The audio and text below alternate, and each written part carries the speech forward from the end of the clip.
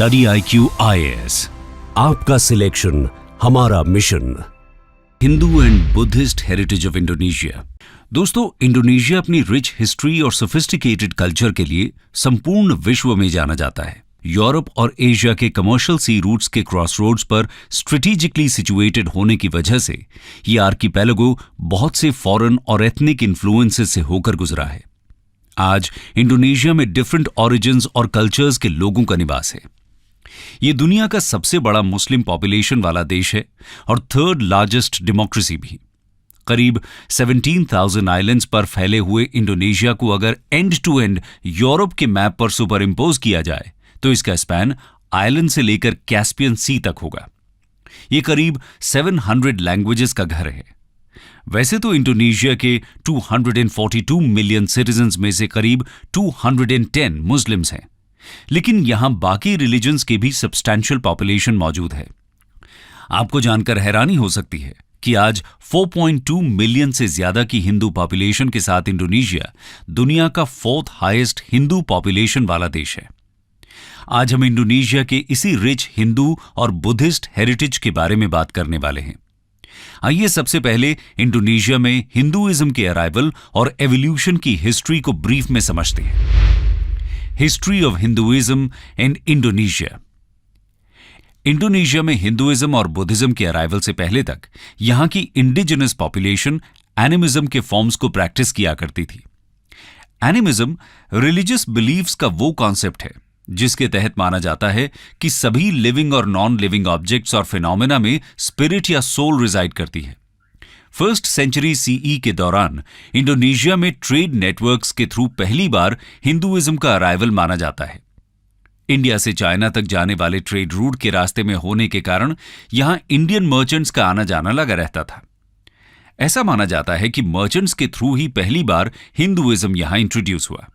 इसके बाद यहां के लोकल रूलर्स ने हिंदुइज्म को अडॉप्ट करना शुरू कर दिया, क्योंकि वो इस न्यू रिलीजन को अपनी पावर के लिए एक एसेट की तरह देख रहे थे। एशिया इसलिए क्योंकि वो खुद को हिंदू डेटीज की तरह रिप्रेजेंट कर सकते थे और इस तरह अपना स्टेटस बढ़ा सकते थे। प्री एग्जिस्टिंग एनिमिस्टिक बिलीफ्स धीरे धीरे हिंदुइज्म के साथ ब्लेंड हो जाते हैं और एक नया हाइब्रिड टाइप का हिंदुइज्म इंडोनेशिया में डेवलप होता है। इंडोनेशियन लेजेंड्स में हमें प्रिंस आजी साका के बारे में सुनने को मिलता है।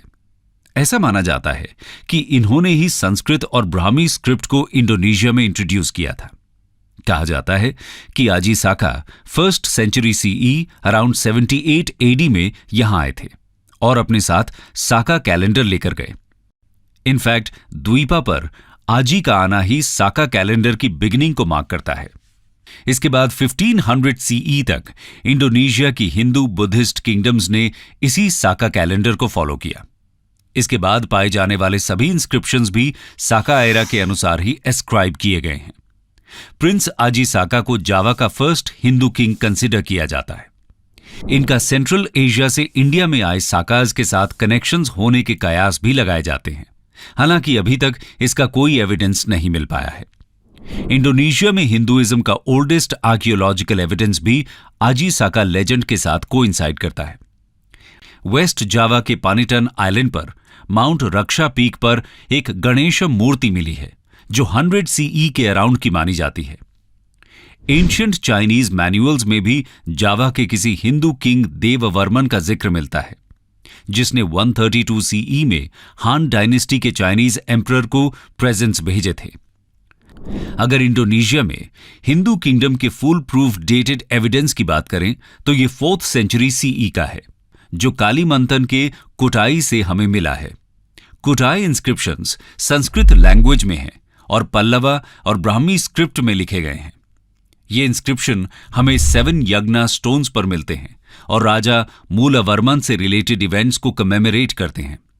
राजा मूलवर्मन अपने फादर राजा अश्ववर्मन और ग्रैंडफादर राजा कुंदुंगा के बाद कुटाई किंगडम के 3rd जनरेशन किंग थे।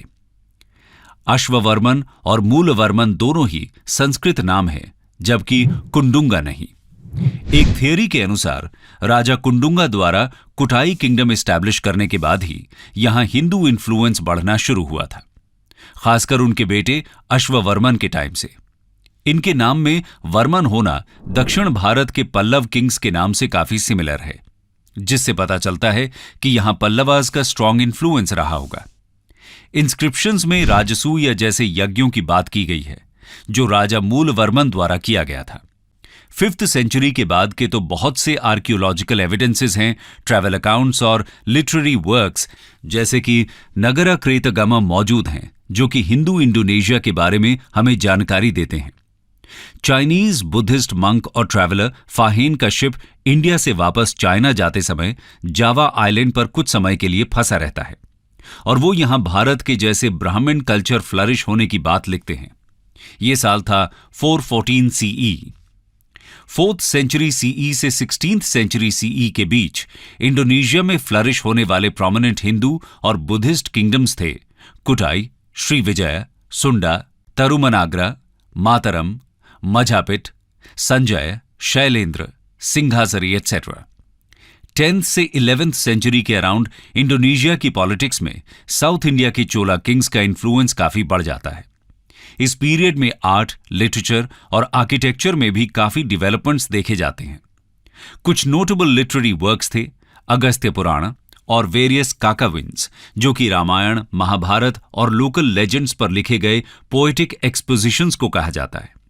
12th सेंचुरी के बाद अरब और पर्शियन ट्रेडर्स का आगमन इंडोनेशिया में शुरू हो जाता है और उन्हीं के साथ यहां आता है इस्लाम और Islamic missionaries. Gradually ancient Hindu civilisation यहां से गायब हो जाता है और इंडोनेशियन आर्किपेलागो मुस्लिम्स द्वारा डोमिनेट किया जाने लगता है। लेकिन क्या इसका मतलब यह है कि हिंदू कल्चर भी यहां से खत्म हो जाती है? जी नहीं, हिंदुइज्म का प्रभाव और इसका कल्चरल इन्फ्लुएंस तो आज भी इंडोनेशिया में देखा जा सकता है।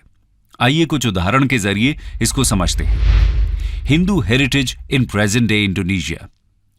दोस्तों, क्या आप जानते हैं कि इंडोनेशिया का नेशनल एम्ब्लेम गरुड़ है? जी, गरुड़, जो कि हिंदू मिथोलॉजी में एक डीपली रिस्पेक्टेड सिंबल है, क्योंकि इसे लॉर्ड विष्णु का वाहन माना जाता है। बाली, सुलावेसी, सेंट्रल कालीमंतन और साउथ सुमात्रा इंडोनेशिया के ऐसे रीजन्स हैं जहां लार्ज हिंदू कम्युनिटीज आज भी रिजाइड कर रही हैं। हिंदुइज्म और बुद्धिज्म दोनों को ही इंडोनेशिया में ऑफिशियल रिलीजन का स्टेटस दिया गया है। इंडोनेशियंस ने अपने आर्टिस्टिक और कल्चरल हेरिटेज को काफी अच्छी तरह से प्रिजर्व किया हुआ है।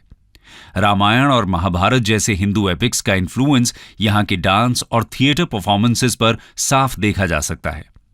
उदाहरण के तौर पर यहां की वायांग परफॉर्मेंसेस, जो शैडो पपेट थिएटर का एक फॉर्म है, इसे यूनेस्को द्वारा इंटेंजिबल कल्चर हेरिटेज की लिस्ट में भी शामिल किया गया है। इसकी थीम्स रामायण और महाभारत से ही इंस्पायर्ड होती हैं। इस तरह जावानीज स्टाइल में परफॉर्म होने वाली रामायण बैले है, जो 1961 से कंटिन्यूअसली परफॉर्म की जा रही है। इसमें रामायण की स्टोरी को डांस और ड्रामा के कॉम्बिनेशन के रूप में शो किया जाता है। 2012 में गिनेस बुक द्वारा इसे most continuously staged performance in the world का खिताब दिया गया है। इसके अलावा इंडोनेशिया में प्रेजेंट न्यूमरस मैजेस्टिक टेम्पल्स भी यहां के हिंदू और बुद्धिस्ट हेरिटेज को प्रिजर्व किए हुए हैं। इसमें सबसे फेमस है बोरोबुदुर टेम्पल कॉम्प्लेक्स, जिसे शैलेंद्र डायनेस्टी के रूलर्स ने बिल्ड कराया था। यह वर्ल्ड का लार्जेस्ट बुद्धिस्ट टेम्पल है और एक वर्ल्ड हेरिटेज साइट है। इसके अलावा आदकासा टेम्पल है, जो कि लॉर्ड ब्रह्मा को डेडिकेटेड है। बटुकारु टेम्पल लॉर्ड महादेव को डेडिकेट किया गया है और बटूर टेम्पल लॉर्ड विष्णु को डेडिकेटेड है। इंडोनेशिया में लोकेटेड प्रम्बनन टेम्पल कॉम्प्लेक्स भी काफी फेमस है। ये 200 से ज्यादा टेम्पल्स का ग्रुप है और इसे 9th सेंचुरी एडी में संजय डायनेस्टी के रूलर्स द्वारा बिल्ड कराया गया था। यहां मेनली ईश्वर के त्रिमूर्ति फॉर्म की वर्शिप होती है। हालांकि सबसे इंपॉर्टेंट डेटी लॉर्ड शिवा को ही माना जाता है। यहां पर मौजूद गॉडेस दुर्गा का स्कल्पचर अपने आप में आर्टिस्टिक मास्टरपीस का एक शानदार उदाहरण है। इस टेम्पल कॉम्प्लेक्स का कंपैरिजन कैम्बोडिया के अंकोर वाट टेम्पल से किया जाता है। इसके अलावा इंडोनेशियन लैंग्वेज में भी हिंदुइज्म का इन्फ्लुएंस नजर आता है। लोकल लैंग्वेज में बोले जाने वाले बहुत से वर्ड्स संस्कृत वर्ड्स के समान हैं, जैसे कि युद्ध, वार्ता, विहारा एटसेट्रा। साथ ही डेली लाइफ में परफॉर्म किए जाने वाले बहुत से रिचुअल्स और बिलीफ्स तो हिंदुइज्म से इंस्पायर्ड हैं ही। बाली आइलैंड पर हिंदुइज्म का मेन सिंबल स्वास्तिका या व्हील ऑफ द सन है। यह स्वास्तिका सिंबल इंडियन रिलीजन्स में भी वाइडली यूज किया जाता है और माना जाता है कि यह शक्ति या एम्पावरमेंट के सीक्रेट फोर्स को इवोक करता है। कंक्लूजन। दोस्तों, इंडोनेशिया के हिंदू हेरिटेज की स्टडी करने के बाद हम इतना तो जरूर कह सकते हैं कि अगर आप इंडोनेशिया जाएंगे तो यहां के कल्चर को देखकर हो सकता है कि एक बार को आप भी कंफ्यूज हो जाएं कि आप भारत में हैं या किसी दूसरे देश में। बाली आइलैंड को द आइलैंड ऑफ 1000 टेम्पल्स के नाम से जाना जाता है। इंडोनेशिया में डेवलप हुआ कल्चरल एसिमिलेशन अपने आप में यूनिक, क्योंकि भारत के बाहर यहां एक ऐसा एरिया बना जहां हिंदुइज्म और बुद्धिज्म एक साथ फ्लरिश हुए। हालांकि 12th सेंचुरी के बाद नॉर्दर्न इंडिया में इस्लामिक डायनेस्टी के आगमन से इंडोनेशिया में भी चेंज देखने को मिला। मिडीवल एरा में ही इंडोनेशिया इस्लामिक कल्चर के साथ न्यू सिंथेसिस करने को तैयार बैठा था और ऐसा हुआ भी। इसके बावजूद आज भी इंडोनेशिया ने अपने रिच हिंदू कल्चर को प्रिजर्व किया हुआ है। इंडोनेशिया के 5 नेशनल प्रिंसिपल्स में से एक है भिन्निका तुंगल इका, जिसका अर्थ होता है यूनिटी इन डाइवर्सिटी। इसे हायम वुरुक के रेन में लिखी गई पोएम सुता सोमा से लिया गया है और ये एकदम सटीक तरीके से इंडोनेशियंस द्वारा अपने कल्चरल हेरिटेज की रिस्पेक्ट को डेमोन्स्ट्रेट करता है। स्टडी IQ IAS, आपका सिलेक्शन हमारा मिशन।